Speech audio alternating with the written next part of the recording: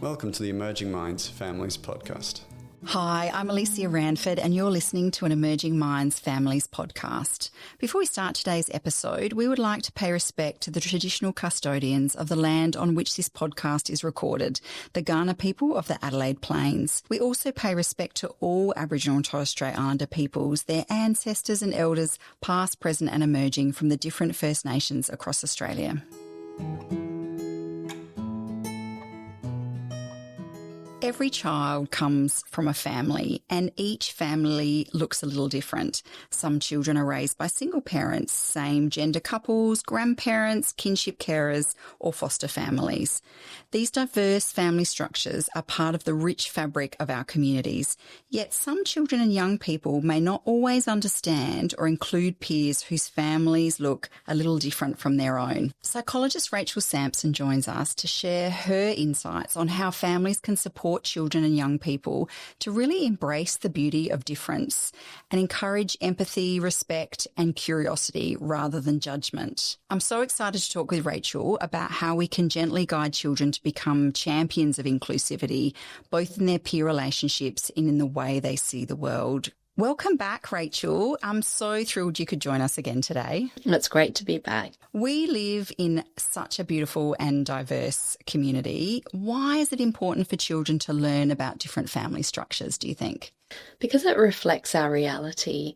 Children develop their ideas about family and family structures very young. So children develop something called schemas, which are these mental frameworks for how the world works, how relationships work, and about themselves and other people. And if we aren't teaching them about diverse family structures, then it's easy for them to believe that, especially if they are in a family with traditional two-parent heterosexual couple, that is right and normal. And children who aren't exposed to diversity will develop this mental framework that a family is, for example, a mum and a dad and one or two kids or three or however many. And so by talking to them about different families, they get a more accurate idea about the world that we live in, which of course is a world with very diverse families. Absolutely. What role does emotional intelligence play in encouraging inclusivity? We know that when children have experiences or exposure to diverse families, they have more empathy, and also having more empathy means that children are more likely to be accepting of anyone who's different or doesn't fit the norm in any area. Parents play a huge role in supporting children's emotional intelligence. And so having conversations where there is empathy shown for people who are different can really help develop children's inclusivity and willingness to engage with people who are different from them and from their family. And what are some signs a child is struggling to perhaps understand or accept difference in others? So they may say things like, "That's weird," or they might learn, for example, that someone has two dads, that they don't have a mum, or that someone lives with their grandma instead of parents, and they might be very confused about it. And, they might say that's weird, or it might be just so foreign to them that they are struggling to fit that into that mental framework that we were talking about because it's new. Maybe they have had limited exposure to diverse families, or because it's not something that's been talked about at home much. What can parents do in that moment to respond to their kids saying things like that? So using it as a really good indicator of the child's sense of what a family is or what's normal. And that's a clue that more support is needed. And so I think it's really a good example because it's showing us that children do encounter the world out there and that difference is real, that is the world they're in. If they're having this experience, they are interacting with people who are different, but they haven't had the conversations and coaching around that so that when they've encountered it, it seems new and foreign to them. So it's a good sign, I think, to start having those conversations. And there's a lot of really great resources and different books that talk about different family forms. And so having some of those at home can be really useful. And also pointing out in the community and in the media when there is representation of different families, so that children's view of what a family is expanding. And I think too, great that there are resources, because I am imagining that there's some parents listening today who might feel uncomfortable with questions perhaps about someone who's got two parents of the same sex and might not feel comfortable in responding to that. So we'll make sure that we list some resources in our show notes. Yeah, there is some brilliant resources on surrogacy, donor conception, kinship care. There's a whole range of beautiful resources available now. That's fantastic. How can storybooks and media really support this inclusion? I was recently watching Paddington Bear. That's a favourite in our home at the moment. And my mum pointed out that there is a scene where it's just in the background. There is a same-sex lesbian couple where one is proposing to the other. And I hadn't actually spotted it because it's just part of the background, but that's a really great example of representation. And so when kids are exposed to media that is representative of diverse families, different cultures, then it is becoming normal, right? If you see it, it exists. It's normal. And books, I think, can go a little bit further because they often give us details about someone's life or talk a little bit more about what it might be like to be in a family where there's, like you said, two dads or a solo mum by choice or someone who's being raised by their auntie. So I think it is brilliant because it helps children's empathy and understanding. We know that books and stories help a child to put themselves in another person's shoes. And so that's crucial for developing that emotional intelligence and empathy, which then means that when kids encounter someone from a different background to them, they're going to have the skills to put themselves in that person's shoes and hopefully be curious about what it's like to be in a family that's different from theirs and to recognize that their family is not the norm, that it's one form of family and that different families exist. And do you think when we're talking about older children, do you think also some of the unfortunate negative stereotypes that are portrayed in the media also present a great opportunity to talk with children about your family belief systems and how we choose to talk about it in our own family? I think that's a great point. And I think whilst it would be great if all media was representative and included diversity, there are still so many examples where that's not the case. And I think, yes, it provides a great opportunity to point out when there is a stereotype or when there's a lack of inclusion. And, isn't that interesting that in this movie I've only seen white actors? Or isn't it interesting that in this show every family has a mum and a dad? And pointing that out, and especially if there's harmful messages in there, then certainly that can be a great conversation starter. And I think kids are naturally accepting and they can be so curious. So I think having those families at home is not only great for encouraging this empathy and inclusivity, but it also allows us to check in with where our kids are at. And so their responses when we ask those questions can highlight where they might need some more support or where they're doing really well. I have a lovely story where one of my children, when they were quite young, was quite disgruntled because I couldn't cook Indian food as well as her friend. And I was like, that's great. I will learn and try to do better. It's the richness of different cultures, isn't it, as well as sexuality. And it can bring so much to their lives. Yeah. Yes, there's a similar story I know of a family where a child had a friend at school who had two dads and no mum in the family, and they had come home and said, why don't I have two dads? I'm missing out. Where's my extra dad? Yeah, isn't that lovely? Yeah. What language do you think helps foster kindness and curiosity when we're talking about differences within families and, in fact, our wider community? Sometimes it's using appropriate terms. So I think it's saying if there's two dads in the family, they're same-sex gay couple. If there is a solo mum by choice, it's saying that's a solo mum by choice or a foster parent. So I think using correct terminology, but I also think we want to couch that in this message around difference and diversity when kids are older, and that's not too big a word for them. But I think the message that everyone's different. Families come in all different forms, but they're all similar in that there's love, or that they live together, and looking for the commonalities as well. But I think not shying away from calling things their accurate terms. It's like anatomically correct body parts and language around that now. We know that when we avoid using terms, it suggests to our kids that there's something shameful or wrong about it. So with my niece and nephew, for example, I've always pointed out that's a gay couple, that's a lesbian, and using those terms, everyday terms, it's just part of life. Yeah, absolutely. How do you think families can best respond to exclusion or perhaps teasing that they see in their kids taking part in?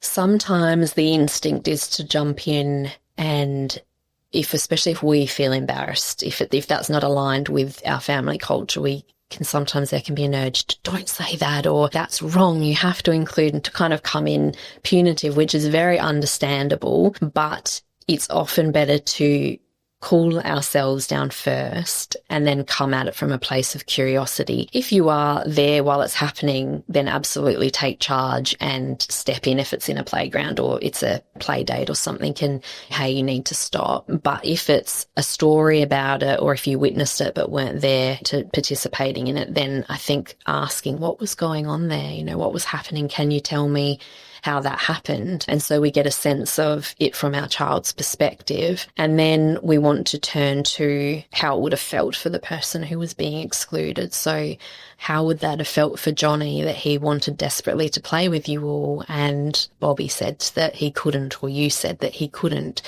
How would that have felt for you? What would you like to happen if you were being excluded or bullied? And if it is a case where it's abuse or bullying or something more extreme, then I think parents have a role of letting teachers know, notifying parents and doing that kind of thing. But if it's subtler, then I think it's about having those critical conversations and trying to build our child's sense of what it would feel like to be in the shoes of the person who's being excluded. And if it is linked to something like sexuality or gender identity, then that may then lead to a conversation about that. And you might come back to, you remember how we talked about gender is expressed in all different ways. Well, Billy has transitioned to a boy, and this is what his experience is. This is what he needs in terms of support now. And so it might lead to other conversations as well. And it can be difficult knowing, depending on your child's age and development, how to shape these conversations. What advice would you have for parents there? Parents are the experts when it comes to knowing where their child is at and what they're ready for. But I think you can have these conversations very, very early. And I think it can be about pointing out diversity in the community as a starting point. It doesn't ever have to be big formal conversations. In fact, I advocate for ongoing conversations and just pointing things out in subtle ways. So, isn't that interesting? Sarah has 2 mums, or, isn't that interesting that Bobby lives with his grandma, or whatever the case is, just pointing that out. And also I think from a young age, we can start to say, before we might be talking about sex and sexuality, we might be saying that there's 2 mummies that love each other, or there's 2 dads in that home. And kids aren't thinking about sex when they're sort of, very young, before we start to have those conversations a little later. And so it is just making that the norm for them, that you can live with anyone, that anyone can be in your family. And then as kids get a little bit older and they might be curious about reproduction and pregnancy and sexuality, then we would start to add in information about the different ways that babies can be conceived. And so we might start having conversations about surrogacy or donor conception, IVF. If you're talking about sex, then you can talk about all the different ways that babies are conceived without sex as well. And I always found that the children would very much ask me follow-up questions when they were curious about more. If they gave them what I felt was age-appropriate information, even if I wasn't sure, they would follow up with questions if they wanted more information. Sometimes shocking questions, but, if you're a parent and you're prepared for it, you don't know the answer, you can always let them know. You'll come back later. And That's such great advice. And I think a really great guide as well is asking kids, what do you already know? And so that tells us where they're already at, and that shows where we need to fill in the gaps, but also means that we don't give information that they're not ready for and that they're not asking for. So some parents are very scientific and would love to go into all the details, but if everyone else at school is not at that stage, then that can be tricky as well. So I think asking, what do you already know? Or what do you think? How do you think, a baby got there? Or if there's two dads, or how do you think that happened? And they may say, well, they just love each other. And that might be enough for now. But it might be, well, how did they without an egg? Or how did they without a woman? And so then you can talk about assisted reproduction. That's fantastic. And amongst all of this, how can we build empathy in our children and their peer relationships? Comes back again to empathy at home. So there is this really incredible longitudinal research where a university in America followed children all the way into adulthood and till they had their own children. And they found that they could predict how empathic an adult became based on how empathic their parent was to them when they were in the early toddler years. So the more empathy that we show our kids, the more likely they are to develop that for themselves and show empathy for others. I will often say to parents, children don't learn kindness by being told, be kind. They actually learn it by experiencing kindness. And so if we want really empathic kids, we have to empathize with our kids. That's where it starts. And how does this whole conversation that we've had today about diversity and inclusion and building empathy, how does it support children's mental health? In so many ways, it shows that the people around us accept people who are different. It shows that everybody is worthy of respect and love, which is what we want our children to experience. And we can't predict the people that our children are going to be in the later years. So if a child is growing up in a homophobic home or a home that discriminates against certain groups or has no tolerance for diversity, then the child is learning that there's only a certain way to be, and that if you fall outside of that, then you can expect to be rejected, or that you might be excluded, or that you might be met with disapproval. And then that is the foundation of their mental health. Like I said, we're developing these schemas in the very early years of childhood. And that includes, what can I expect the world to be like? What can I expect from relationships? And what can I expect from the people who love me? And so if they're growing up with family members who have these negative views, hate for certain people, discrimination, then they're learning that that's the world, and that's scary. And so, I can't be my whole self. I have to just be what's accepted, or I risk being rejected. And of course, you're going to have anxiety about that. You're going to experience shame then if you have a diverse gender expression, if you are attracted to the same sex, a whole range of experiences that mean you don't fall within what's considered the norm. It's really important, isn't it? I like to think that we've come a long way in our society, but I know that we've still got a way to go. Are there things that give you hope about the way children today are learning to include others? I recently heard a story from a non-binary parent who was at their child's school, and their child was talking about their parent being non-binary, and either a parent or a teacher couldn't quite grasp it. And a reception student said, it means they're non-binary. And I just thought, oh my goodness, that's incredible. That however the child has come to learn that at that age is just incredible. And it was just matter of fact, no big deal. But I think compared to when I was going through school, there is just so much more representation. We've obviously got a huge way to go, but I think that we are becoming a much more accepting and inclusive culture. And I think that kids that are growing up now have access to so much more in terms of resources, media representation, support around community, inclusion and diversity. So I think there's a lot to feel positive about. I couldn't agree more. I love seeing to teenagers, and I love seeing that so many things now are just a non-event. Someone's sexuality or their culture, it's only to be celebrated, if anything. Yeah. Otherwise, it's a non-event. It doesn't matter where you came from or the colour of your skin or what gender you identify as. You're just you, which I think is lovely. As we always like to ask, if there was only one or two things you wanted our listeners to take away from our conversation today, what would you want them to remember? I think focus on empathy at home. Empathizing and accepting our children and their experiences helps them to develop empathy for everybody around them as they go through life. And I think doing what we can to celebrate diversity and to find ways to point out diversity in the community, and just to remember that our children are observing us all the time. So it's not just what we say and what we teach, but it's also how we live. Yeah, that's wonderful. Thank you, Rachel. Thank you so much for joining us back again in the podcast studio. As always, pleasure. It's great to have you here. Thanks for having me. Visit our website at www.emergingminds.com.au/families for a wide range of free information and resources to help support child and family mental health. Emerging Minds leads the National Workforce Centre for Child Mental Health. The centre is funded by the Australian Government Department of Health under the National Support for Child and Youth Mental Health program.